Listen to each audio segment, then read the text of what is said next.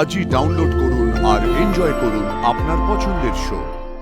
বন্দুকটা আমার দাদা প্রতাপ নারায়ণ রায়ের, যেটা একটা ঘটনা চক্রে আমার ছোট ননদ রিমলি বাড়ি নিয়ে চলে এসেছিল।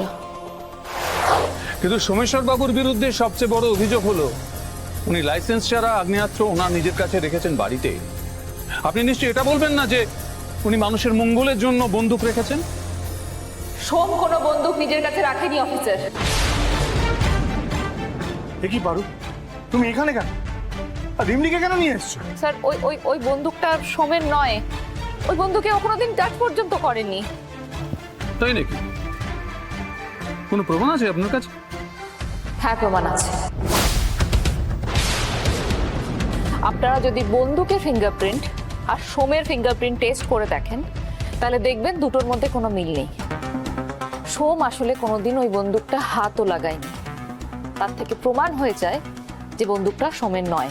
তাহলে বন্দুকটা কার? বন্দুকটা আমার দাদা প্রতাপ নারায়ণ রায়ের,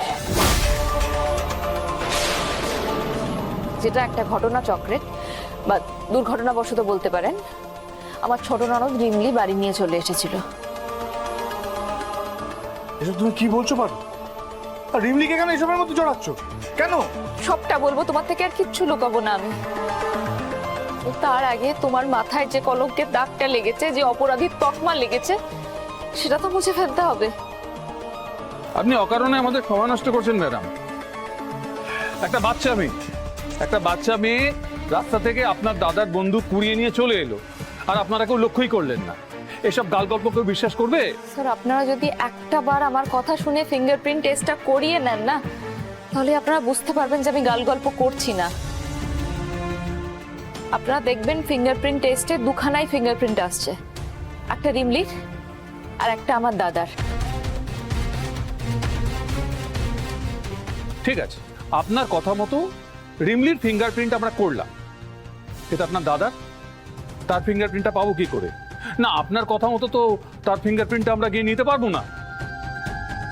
কোনো ব্যক্তির যদি সাসপেক্ট লিস্টের নাম না থাকে, তাহলে আইনত আমরা তাকে বাধ্য করতে পারি না ছাপ নেওয়ার জন্য। কিন্তু এছাড়া যে সোমকে বাঁচানোর আর কোনো উপায় নেই স্যার। দেখুন, বন্দুকটা যদি আপনার দাদার হয় আর তার যদি লাইসেন্স থাকে, তাহলে কেসটা সহজেই মিটে যায়। উনি শুধু একটা মিসিং ডায়েরি করবে, ব্যাস। স্যার, আমি সত্যিই জানি না যে দাদার কাছে বন্দুকের লাইসেন্স আছে কি নেই। আমি সত্যিই জানি না, কিন্তু সোমকে বাঁচানোর জন্য যা যা করতে হয়, যত দূর অবধি যেতে হয়, আমি সবটা করব। ম্যাডাম, আপনি অকারণ ঝামেলায় জড়াচ্ছেন। সাসপেক্ট লিস্টে আপনার বাড়ির সকলের নামই আসবে, কারণ যেহেতু বন্দুকটা বাড়ি থেকেই পাওয়া গেছে। কিন্তু আমি শুনলাম যে আপনি একজন ডাক্তার।